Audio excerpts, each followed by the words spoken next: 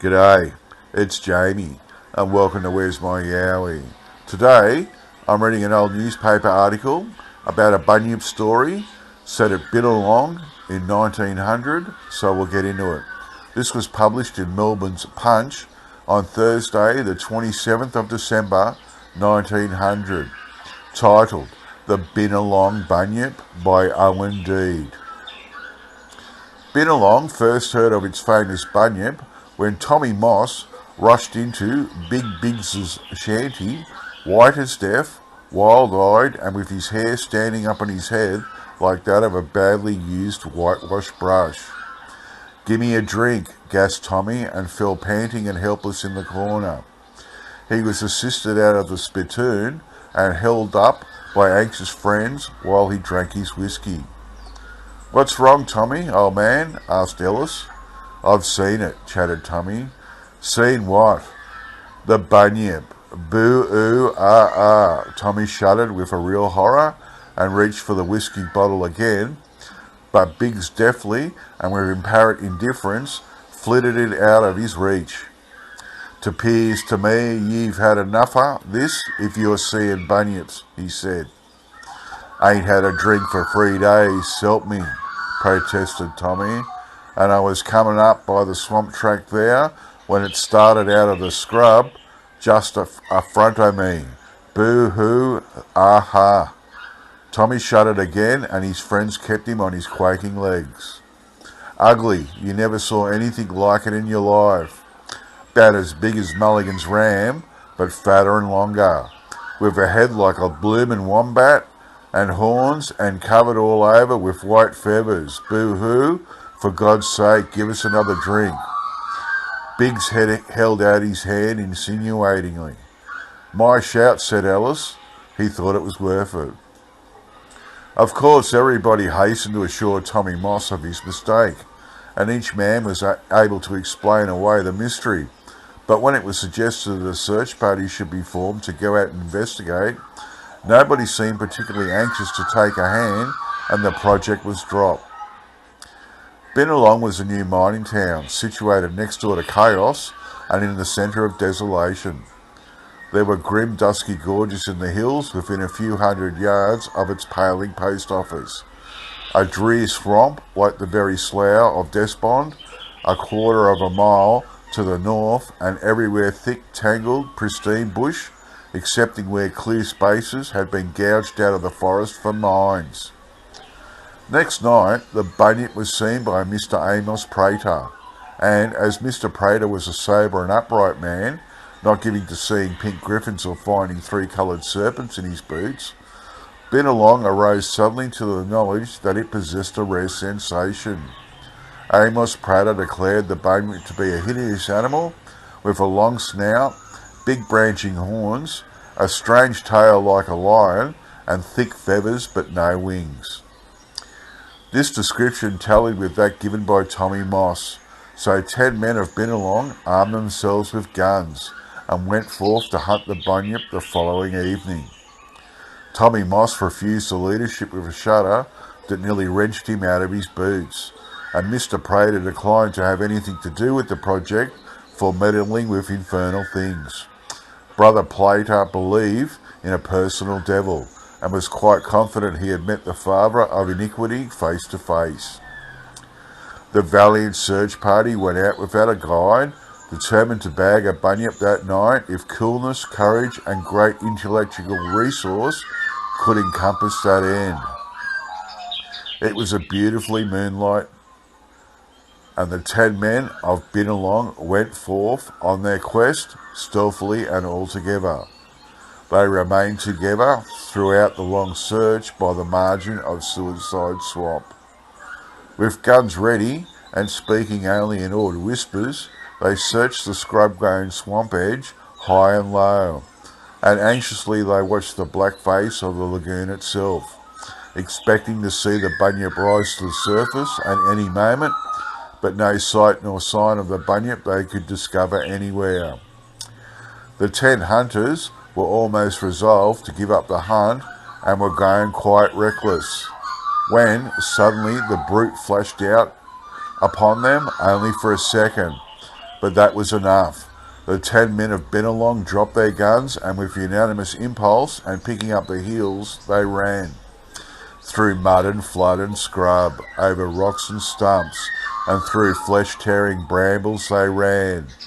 The last man, Fat Carter, howling with dismal pathos for his mother and the benefit of clergy, with every stride he took, Fat seemed to feel the awful horns of the monster prodding him. But each man ahead felt a certain confidence in knowing that Fat was at the rearmost, and arguing inwardly that Fat must make a satisfying meal for any reasonable bunyip, but none relaxed his efforts on that account. Ellis reached Big Biggs's shanty first, and literally plunged into the bar, and lying panting on the floor, moaned weakly for a strong drink.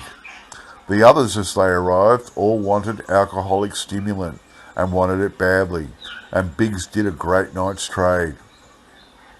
In a week's time, Binalong was famous throughout Australia, as the place possessed one authenticated and strictly legitimate bunyip. The reporter of one of those great Melbourne dailies had come up to investigate, and had gone bravely forth to track the beast to its native lair, and had disappeared entirely from human ken. Binalong knew perfectly well that its bunyip had eaten him, and Binalong secretly rejoiced over the fact. It meant another big advertisement for the bunyip, and what mattered a reporter or a mere journalist was neither here nor there. Binalong hoped some more reporters would be sent, for it had grown proud of its bunyip and realised that the poor animal must be fed. The township talked of nothing but its bunyip, and Biggs Bar was recognised as the proper place in which to discuss the notorious natural curiosity that had made Binalong famous, and was going to make it rich. Discussing bunyips is very drying, and Biggs prospered.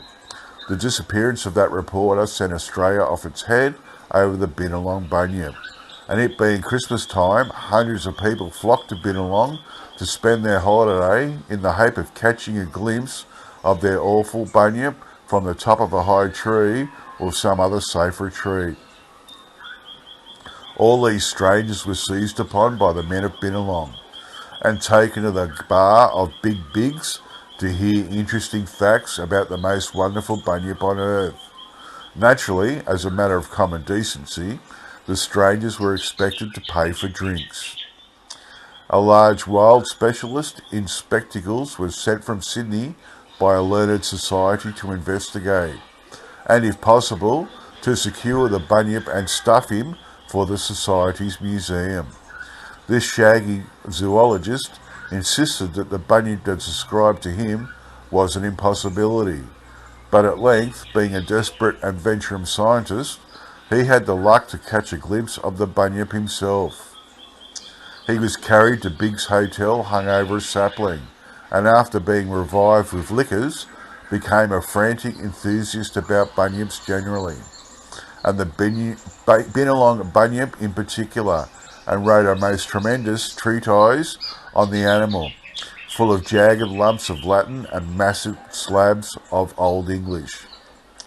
Nobody understood the treatise, but everyone said it was very clever, and the zoologists in Australia were flocking to Binalong to see the bunyip. And Binalong was full of strange old hairy men with spectacles who prowled about hunting bunyips with butterfly nets and rat traps.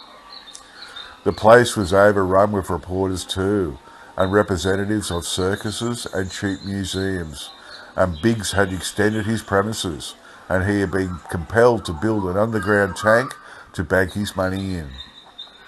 At this point, when the excitement was at its very highest, the mystery of the Binalong Bunyip was exploded. An inquisitive and intrusive newspaper man from Melbourne had seen Big Biggs's son Billiam release the bunyip from a little building hidden in one of the gorges. Waiting and watching, the reporter had seen Billiam return with the bunyip at midnight and lock him up again. Evidently, the bunyip was quite tame after all. The reporter collected a party and they investigated, and the bunyip myth exploded right there.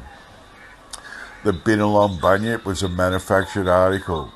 a common or garden pig that had been tarred and feathered, fitted with bullock's horns and a cow's tail, and turned loose at night to agitate the earth.